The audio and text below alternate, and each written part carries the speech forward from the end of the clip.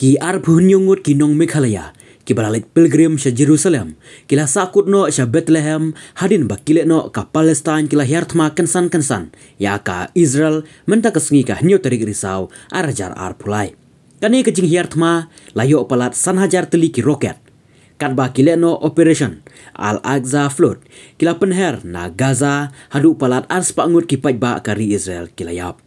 Nakaliang menteri rang ba kejela u Konrad K. Sangma ulah penpau ba ulaya keren yakatanat external affair ka sorkar India ba kan yarap ikinong Meghalaya kebadan ha Bethlehem bat kide banwan paisuk sya India.